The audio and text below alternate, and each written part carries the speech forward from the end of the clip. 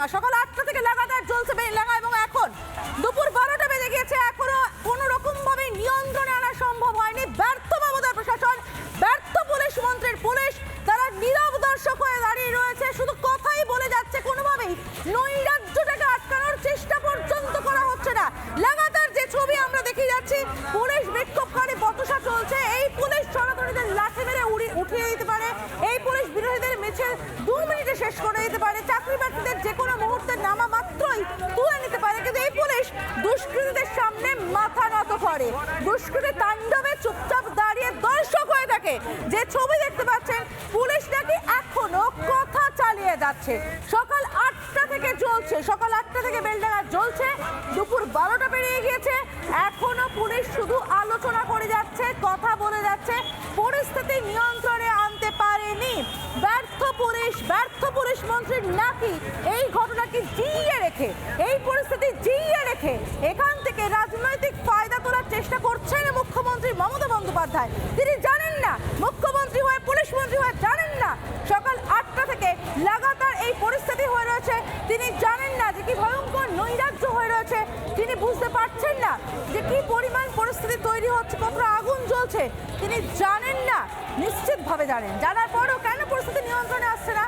তার কারণ কোথাও গিয়ে এই নৈরাজ্য তৈরি করা হচ্ছে না, তো এর থেকে রাজনৈতিক ফায়দা তোলার চেষ্টা করা হচ্ছে না। আমাদের সঙ্গে রয়েছেন আমাদের প্রতিনিধি পলাশ, আমি চলে যাব পলাশের কাছে। পলাশ রয়েছে আমার সঙ্গে। পলাশ, সকাল 8টা থেকে চলছে এই পরিস্থিতি, দুপুর 12টা পর্যন্ত, 12টা পেরিয়ে গিয়েছে, এখন ঘড়ির কাঁটা বলছে এখনো এই পরিস্থিতি কেন?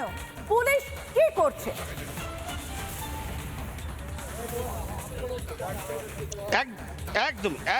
একদমই তুমি যেটা বলছিলে, রাজ্যের মুখ্যমন্ত্রী বারবার যে সমস্ত পরিযায়ী শ্রমিক তাদের ফিরিয়ে আনার লকডাউনের সময় সেভাবে ব্যবস্থা দেখা যায়নি। পরবর্তীতে এই সমস্ত শ্রমিকদের জন্য একটা নির্দিষ্ট পরিমাণে ভাতা বেঁধে দেওয়া হচ্ছিল, আর সেই ভাতাতে যে একজন সাধারণ মানুষের সংসার চলে না সেটা কিন্তু পরিষ্কার হয়েছিল। আর যার ফলে পেটের তাগিদে, রুজির তাগিদে রাজ্যের বিভিন্ন মানুষ তারা কিন্তু ভিন রাজ্যে চলে যাচ্ছে কাজে। একটু সঙ্গে থাকো। এই মুহূর্তে আমরা যে ছবিতে নজর রাখবো, পলাশ আসছি তোমার কাছে, আসছি। যে কর্মক্ষেত্রে গিয়ে খুন হয়ে ফিরে আসছে সেটার প্রতিবাদ জানিয়ে আমরা দেখছি একের পর এক কোনো জায়গায় সোমনাথ দেবনাথ, হেমন্ত রায়, সাবির মল্লিক, জুয়েল রানা একের পর এক লাশ হয়ে বাড়ি ফিরছে।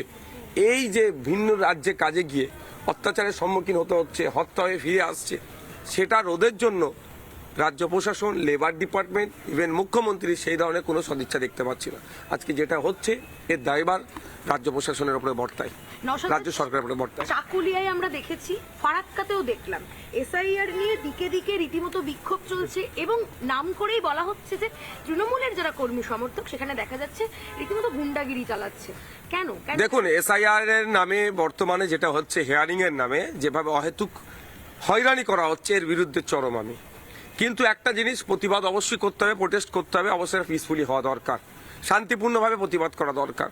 কিন্তু ওই কোনো ক্ষেত্রেই হিংসার মতো অবলম্বন করলে সেই প্রতিবাদের সাথে আমি ছিলাম না, আছি না, আগামী দিনে থাকবো। তাই আমার অনুরোধ, অ্যাপিল, যেভাবে নির্বাচন কমিশনের পক্ষ থেকে নামের বানান ভুল, বয়সের তারতম্য, সন্তানের সংখ্যা নিয়ে, এবং ইভেন নামের একটা ডট এক্সট্রা থাকার জন্য বা কোনো জায়গায় না থাকার জন্য এই ধরনেরও ডাকা হচ্ছে। 2002-এর আপনার এসআইআর লিস্টে নাম ছিল, তাকেও ডাকা হচ্ছে, পরিবারের নাম আছে তাদেরকেও ডাকা হচ্ছে। এই যে অহেতুক হয়রানি করা হচ্ছে, এর বিরুদ্ধে প্রতিবাদ হওয়া দরকার। আমিও প্রতিবাদ করছি দিকে দিকে, কিন্তু প্রতিবাদটা অবশ্যই শান্তিপূর্ণ হওয়া দরকার। দেখা যাচ্ছে বিভিন্ন জায়গায় তৃণমূলের যারা কর্মী সমর্থক বা ক্যাডার বাহিনী যাদের বলা হয়ে থাকে তাদের হাতে পুলিশ মার খাচ্ছে। এটা কি চলছে? প্রশাসনই এখন পুলিশ আজকে তার যে গ্রহণযোগ্যতা সে কত তলানিতে নিয়ে গেছে সেটা দেখুক। কারণ এই পুলিশের একটা অংশ তৃণমূলের সাথে জুড়ে থেকে যেভাবে এই ধরনের তারা বিরোধীদের উপরে আক্রমণ, বিরোধী কন্ট্রোল করার চেষ্টা যখন তাদেরকে সহযোগিতা করেছে, সেই তৃণমূলের নেতারাই আজকে দেখুন পুলিশের উপরে আক্রমণ হচ্ছে। আমরা এই আক্রমণের চরম বিরোধিতা করছি। পুলিশ প্রশাসনকেও বলবো, আপনারা আপনাদের সিদ্ধারা সোজা রেখে আপনারা পুলিশ কোড অনুযায়ী কাজ করুন। কোনো রাজনৈতিক দলের পক্ষপাতিত্বমূলক আচরণ বা তাদের পক্ষ নেবেন না। আমরা নওশাদের বক্তব্য শুনছিলাম, এবং নওশাদ যে কথা বলছিলেন যে পরিযায়ী শ্রমিকদের জন্য কোনো ব্যবস্থাই করেনি এই রাজ্য, যে কারণে এই পরিস্থিতির জন্য দায়ী কাজ দেননি, তার জন্য আবার যেতে হয়েছে তাদেরকে। আমরা একের পর এক ছবি দেখাচ্ছি, পরেশের কাছে নিশ্চিতভাবে যাবো, কিন্তু তার আগে আরো একটা ছবি দেখাবো আপনাদেরকে। দেখুন ভয়ঙ্কর ছবি, আমি যাবো অধীর রঞ্জন চৌধুরী বক্তব্য শোনার পর। বজরঙ্গি দল এদের একটা প্রভাব আছে। পালামো যে জায়গাটার কথা বলছে সেটাও কিন্তু বর্ডার এলাকা, ফলে এই ধরনের ঘৃণা বিদ্বেষ সেই সব জায়গাতেও আছে। সেখানকার প্রশাসন তারা এগিয়ে আসতে যাতে তারা বাধ্য হয়, তার জন্য এখানকার রাজ্যকে, পশ্চিমবঙ্গ সরকারকে সেখানকার রাজ্যকে সেন্সিটাইজ করতে হবে, যাকে বলা হয় তাকে ব্যাপারটা বোঝাতে হবে, বলতে হবে, এটা করতে হবে। এক, 2 নম্বর, প্রত্যেকটা রাজ্যে যেখানে যেখানে পরিযায়ী শ্রমিকরা বাংলার রয়েছে সেখানে সেখানে একটা করে ওয়েলফেয়ার অফিসার মানে যারা শুধুমাত্র এই পরিযায়ী শ্রমিকদের ভালো মন্দ দেখবে, এটা যদি দেখে তারা, সেই মতো তারা যদি যোগাযোগ করে সেই সমস্ত রাজ্যের আধিকারিকদের সঙ্গে, তাহলে কিন্তু এদের অনেকটা রিলিফ হয়। মনে করুন বিদেশের সঙ্গে ভারতবর্ষের অনেক সমস্যা হয়, সেখানে যে সমস্যা সমাধান করে কে? সেখানকার রাষ্ট্রদূত, অ্যাম্বাসাডার, ভারতীয় রাষ্ট্রদূত। ঠিক একই রকম ভাবে পশ্চিমবঙ্গের থেকে অফিসাররা যদি ওয়েলফেয়ার অফিসার, যারা শুধুমাত্র সেই রাষ্ট্রদূত যেমন বাইরের দেশের ভূমিকা পালন করে, তেমনি রাজ্যের ভূমিকা পালন করবে অন্য রাজ্যে পশ্চিমবঙ্গ থেকে পাঠানো সেই সমস্ত অফিসাররা, ওয়েলফেয়ার অফিসার, নোডাল অফিসার। একটা পয়েন্ট তাদেরকে যেন বিপদে আপদে বলতে পারে। আজকে ধরুন ওখানে মারা গেলে কেউ, এটা হয়তো খুন নয়, আমি জানি না, তদন্ত তো আমি করছি না, ফলে এটা কেন মারা গেল আমি এখানটায় বলতে পারছি না। কিন্তু মারা যাওয়ার পরেও বা সেই সময়ও বিপদ আপদ আছে, চিকিৎসা আছে, সুস্থতা আছে, এমনি নিরাপত্তার ব্যাপার আছে। এখানকার বহু লোক 2 রকমের ওখানে টর্চার হয়, আমি জানি। মনে করুন একটা বড় বড় বিল্ডিং ভারতবর্ষ যেখানে হচ্ছে, সব জায়গায় আপনি মুর্শিদাবাদের লোক পাবেন, বড় বিল্ডিং, সেখানে একটা জায়গায় থাকে। আরেকটা অংশ কি করে? হকারি করে, গ্রামে গ্রামে গিয়ে তারা হকিং করে, ফেরিওয়ালা যাদেরকে বলে। সেই ফেরিওয়ালারা একা থাকে, তারা তো দলবল নিয়ে যায় না, তাদেরকে অ্যাটাকটা বেশি করছে। একটা জায়গায় যারা থাকছে শ্রমিকরা, সেখানটায় নয়, ফেরিওয়ালাদের উপরে হামলা হচ্ছে বেশি। বিচ্ছিন্ন যাদেরকে পাচ্ছে, মোকা পেয়ে যাচ্ছে এই খোলাকে। এবং এটা কিন্তু গুটি কয়েক ওই সমস্ত পার্টির, মানে বজরঙ্গি দলের বিশেষ করে এখানে ভূমিকাটা বেশি বলে আমি দেখেছি। আমি হেমন্ত সোরেন সঙ্গে কথা বলার চেষ্টা করলাম, হেমন্ত সোরেন বিদেশে, আমি ওখানকার আধিকারিকদের সঙ্গে কথা বলার চেষ্টা করবো। কিন্তু তার আগে পশ্চিমবঙ্গ সরকারের আমার দাবি যে এই পরিযায়ীদের শ্রমিকটা, তাদের কথা শুধু ভোটের বাজারে নয়, তাদের জন্য প্রকৃত অর্থে কিছু করা হোক, সেটার জন্য রাজ্যকে সচেষ্ট হতে হবে। একটা আলাদা মন্ত্রী করা হোক, শুধুমাত্র এই কারণটা কি জানেন? আজকে পশ্চিমবঙ্গের বাইরে থেকে লক্ষ লক্ষ পরিযায়ী শ্রমিক, তারা যেটা রোজগার করে সেখানে তারা খরচ করে না, এখানে পাঠায়। মনে করুন এই যে পরিযায়ী শ্রমিকটা মারা গেল, এই যেটা মাথার ঘাম পায়ে ফেলে রোজগার করেছে, সেটা কিন্তু এই বাড়ি প্রতিপালনের জন্য করেছে। এখানকার তাদের পরিবারের ছেলে মেয়ে শিক্ষা খরচা করার জন্য কিন্তু সে মেহনত করে, সেখানে কিন্তু কষ্ট করে থাকে সেই লোকটা।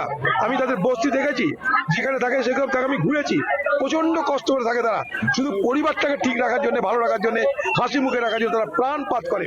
কোনো হারামের পয়সা খায় না তারা, মাথার ঘাম পায়ে ফেলে দক্ষতা পরিচয় দিয়ে তারা রোজগার করে না, বাড়িতে হামলাও করে না, ইমানদারিতে তারা পয়সা রোজগার করে। সেই টাকাটা কোথায়? মনে করুন কর্ণাটকে, তামিলনাড়ুতে, হরিয়ানা, যেখানে হোক, যারাই রোজগারটা করে সেই টাকাটা কোথায় পাঠায়? সেই টাকাটা তো পাঠাচ্ছে আমারই রাজ্যে, তার পরিবারের কাছে। হলো, এবার এই পরিবারের কাছে টাকাটা এলো, সেই টাকাটা সে কি করছে? এখানে হাটে বাজারে যাচ্ছে, এখানে ছাগল কিনছে, এখানে মুরগি কিনছে, এখানে মুদিখানার দোকানের জিনিস কিনছে। তাহলে কি হচ্ছে? আমার রাজ্যের ইকোনমিটা বাড়ছে, আমার রাজ্যের আর্থিক বৃদ্ধি হচ্ছে। তার মানে দাঁড়াচ্ছে আমার রাজ্যকে তার কোষাগারে অর্থ প্রদান করছে এই পরিযায়ী শ্রমিকরা, তাদের মাথার ঘাম পায়ে ফেলে বাড়িতে রোজগার করে। সেই জায়গাটায় রাজ্যের ভূমিকা কি? একটা পরিচয়পত্র দিতে পারে না? এদেরকে বেশিরভাগকে বাংলাদেশি বলে বারবার ডিস্টার্ব করা হচ্ছে। যদি পরিচয়পত্র থাকে তাহলে সেটা দেখিয়ে বলতে পারে যে এটা আমি, এই আমার পরিচয়। বাংলায় বাঙালি পরিচয়।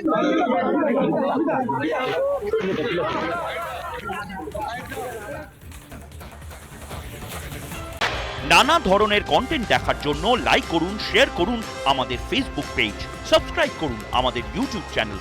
পাশাপাশি অন্যান্য ব্রেকিং নিউজের জন্য অবশ্যই চোখ রাখুন রিপাবলিক বাংলায়।